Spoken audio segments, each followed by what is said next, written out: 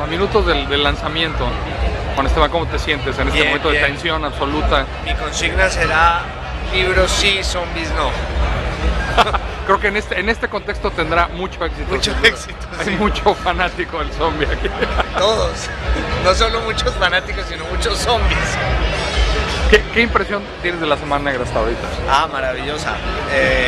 Ya había estado en el 2008 y me encantó, pero claro, era la primera vez y como todo es medio surreal, me estaba calzando la impresión, pero esta la he disfrutado enormemente y creo que este recinto, a pesar de rectores y vallas, ha sido un éxito porque he visto más gente y como una calidez incluso más vívida, entonces maravilloso.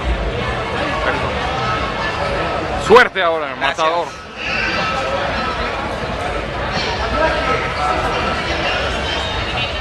Calcio, o sea, fútbol en italiano, del novelista colombiano Juan Esteban Constaín. El libro Calcio es uno de los candidatos a ganar el premio Espartaco que otorga la Semana Negra y cuyos resultados se sabrán el próximo viernes. Ha sido ya finalista del premio Espartaco con una novela sobre Napoleón en la Isla de Elba y ahora viene con una propuesta muy singular, muy novedosa, muy diferente y que a mí me resulta particularmente atractiva. Es un libro que me capturó desde el primer momento en que lo leí. Tuve la fortuna de leerlo hace un buen tiempo porque tropecé con él en un viaje por Colombia, publicado curiosamente por una editorial española, Seix Barral. El libro no ha salido de Colombia, lo cual demuestra la habilidad notable que tienen las editoriales españolas para hacer transnacionales de mentira. Y va a haber ejemplares hoy gracias a que la Semana Negra ha traído materiales desde Colombia, así como libros desde Uruguay, de Contoiris, desde Argentina, de Molfino. O sea, se ha hecho un esfuerzo para que haya libros de todos los autores que están participando en el festival. Calcio es una novela singular. Yo diría que una novela brillantemente pensada, brillantemente tratada y muy amena, muy amena. Cuenta la historia de un profesor italiano metido en la Inglaterra del fin de la guerra y los primeros momentos de la Segunda Guerra Mundial, y los primeros momentos de la postguerra mundial, que se atreve, en medio de su desenfado y su gracia, un personaje que se vuelve apasionante conforme lo vas leyendo, que se atreve a decirle a los eruditos ingleses que el fútbol no nació en Inglaterra. Con lo cual se arma tal escándalo en el mundo académico británico que termina habiendo una especie de debate de honor, de juicio en el mundo universitario inglés, al que se reclaman como testigos altas autoridades, especialistas, etcétera, etcétera. Mientras este singular personaje defiende a muerte su teoría, más que nada para tocarle los huevos a los ingleses, no tanto por defender la verdad histórica que puede ser o no discutible.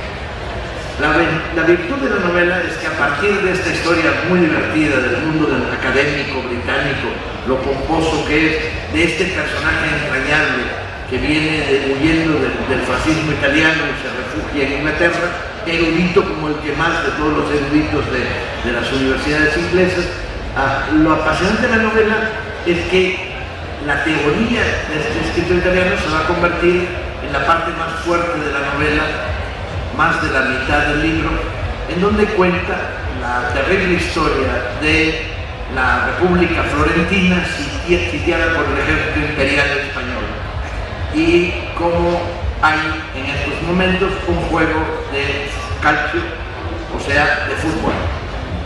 Y la parte más apasionante de la segunda parte apasionante es que elige como narradores a personajes diferentes y cada uno de ellos tiene una voz, un contexto y un tono en el que se va mezclando la épica del momento, las miserias, las bondades, las historias pequeñas y grandes, y por ahí desfilan Maquiavelo, dos indios americanos que han sido reclutados como futbolistas por el ejército del emperador. Resulta muy delirante porque el ejército, el equipo florentino que combatirá futbolísticamente con el equipo español, En el equipo español tienen los sudacas en la línea de ataque, ¿no?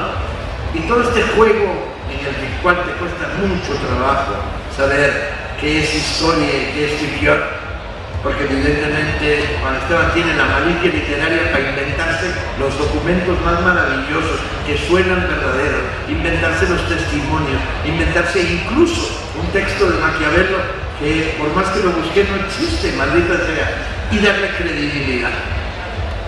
Si la gran virtud de la literatura de ficción es la credibilidad, algún día Vázquez Montalbán aquí mismo, o sea en la Semana Negra, no en este lugar, dijo que lo importante no es el realismo, sino es la credibilidad. Y que la credibilidad consiste, definió credibilidad como aquel momento en el cual tú en una novela cuentas un ángel volando por el medio de una zona de grandes edificios. La credibilidad no es la respuesta a la pregunta ¿y los ángeles vuelan?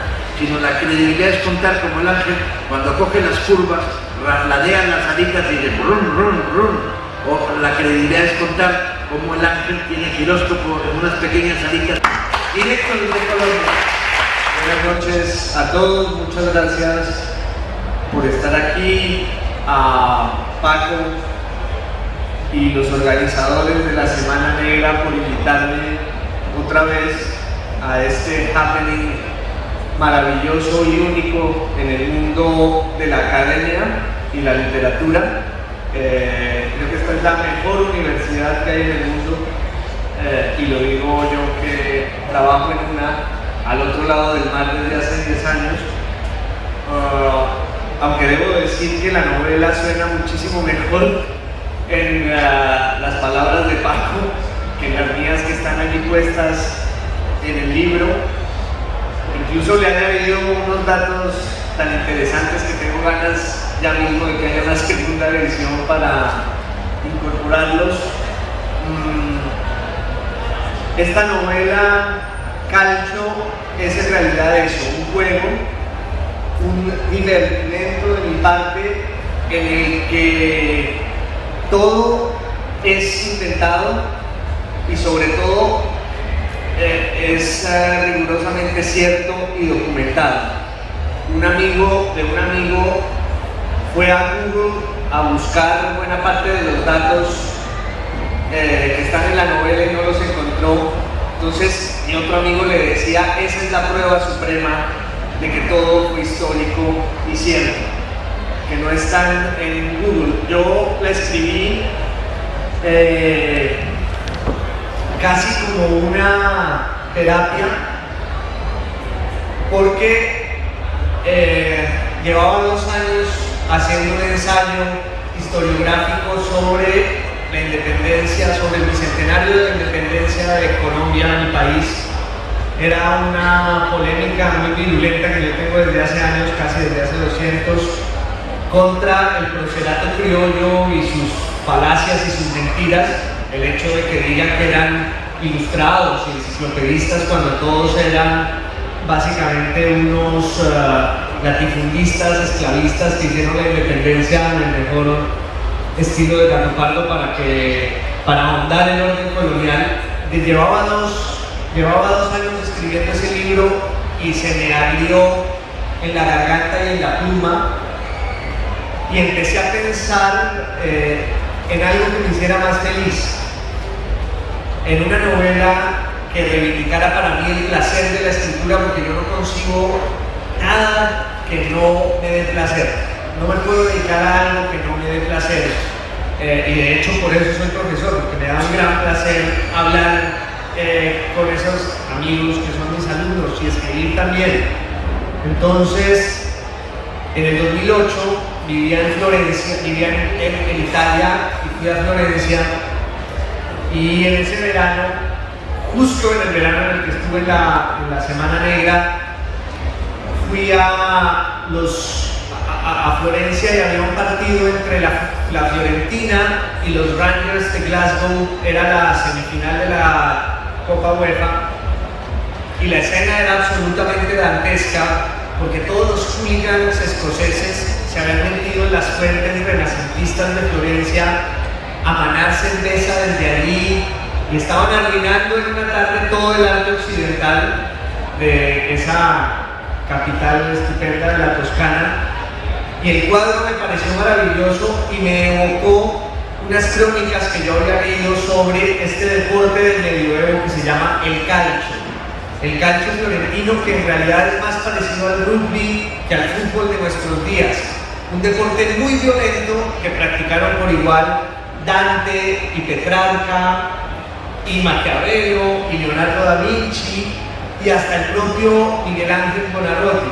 Era como el deporte emblemático de la Toscana, y yo al ver a estos hooligans escoceses me acordé del calcio y fui a una librería de viejo y compré un libro sobre este juego en el que había un elenco, una lista de partidos famosos de calcio, y el más famoso había ocurrido en 1530, cuando la ciudad de Florencia estaba sitiada por el ejército de Carlos V, por el ejército imperial español de Carlos V. Florencia era una república y estaba sitiada porque la República de Florencia había expulsado de la ciudad a sus dueños anteriores, que eran los Medici. El Papa era un Medici, y como ustedes recordarán bien, 3 años antes, en 1527, era el Papa que había visto al ejército español saquear con soldados alemanes la ciudad de Roma en el famoso saco de Roma de 1527. Obviamente ese saco de Roma fue una lacra terrible para Carlos V, que era mucho más católico que el Papa. De hecho, los papas suelen no ser católicos, los emperadores españoles en cambio sí lo son mucho, y esa lacra del saco de Roma crecía y crecía como una sombra de culpa y dolor en el alma de Carlos V. Entonces un día le mandó a preguntar al Papa que qué podía hacer él para resarcir a Roma de semejante golpe. Y el Papa le dijo: quiero que vaya con su gente y recupere Florencia para los Medici.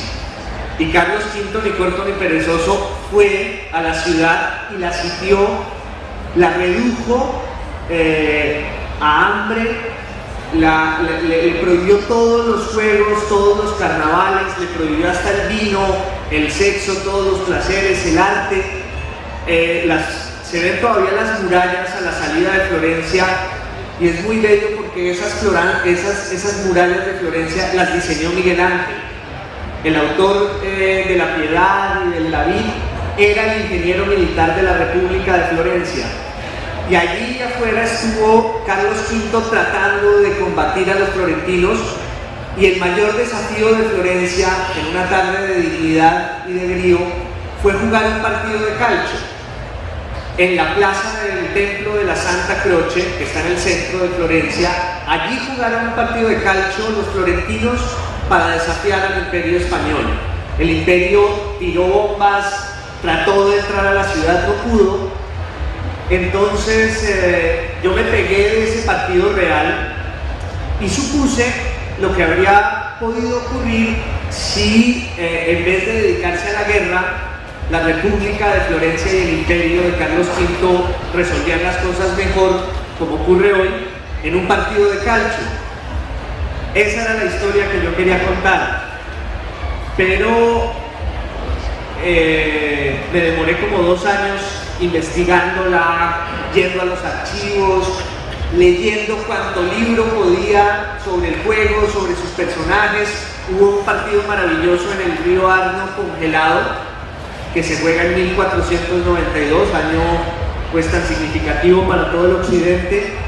Me demoré 2 años tratando de escribir esta historia, no me salía, hasta que leí una biografía de un personaje al que yo adoro, que se llama Arnaldo Momigliano, un profesor italiano nacido en Torino, judío, que tuvo que huir del fascismo hacia Inglaterra en los años 30. Era un genio absoluto y a él le debo muchísimo, y sobre todo le debo lo que yo decía antes, que no hay mejor forma de llegar al conocimiento que el placer. o mejor, que el placer es la única vía verdadera al conocimiento, que el placer es el instrumento de la filosofía por excelencia. Él era un experto en la historia de la antigüedad, era un experto en los historiadores de la antigüedad, era lo que se llama un historiógrafo, o sea que él sabía cómo escribían los historiadores griegos, romanos, medievales, y además tenía un sentido del humor atronador, estupendo, y desde que llegó a Inglaterra, la Academia Inglesa se le rindió a sus pies por su erudición, por su lucidez, y en esta biografía había una escena maravillosa de Momigliano, que había fundado una especie de secta con profesores ingleses que se iban a un zoológico abandonado con el pretexto de hablar de la cultura clásica, pero lo que querían era tomar trago durante 4 días sin parar, unas orgías etílicas voraces e ilimitadas. Entonces el cuadro ese de un zoológico abandonado poblado por eruditos y scholars fue para mí el punto de partida de esta novela, en la que yo puse a Arnaldo Momigliano en una de esas tenidas masónicas de los eruditos a decirles a los ingleses que el fútbol no se lo habían inventado ellos, sino los italianos en Florencia. Y por supuesto, como lo dije esta mañana, los ingleses no se toman nada en serio, salvo que quien hable esté borracho. Si quien habla está borracho, los ingleses pues asumen de manera absoluta y religiosa lo que se está diciendo.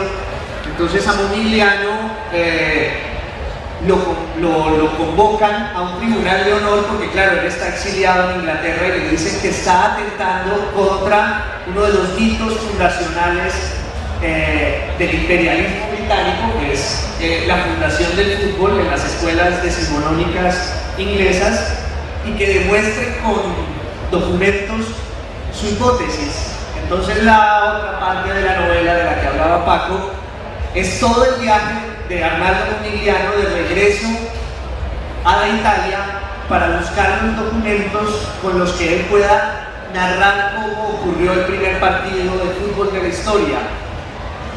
Y encuentra el documento en el que se cuenta este partido presunto entre el Imperio Español y la República de Florencia, porque los florentinos, sabedores como eran de la malicia española, dicen: los españoles usan mucho el acero y las manos, y las usan siempre para mal, para cosas muy poco santas.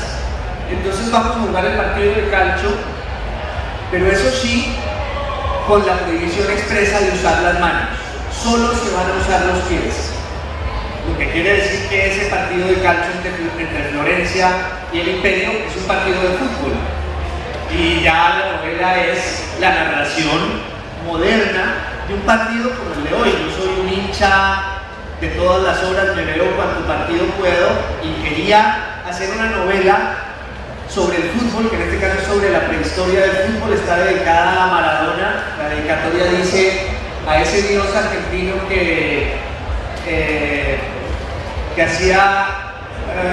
a ese dios argentino que metía goles con la mano y jugaba con la zurda.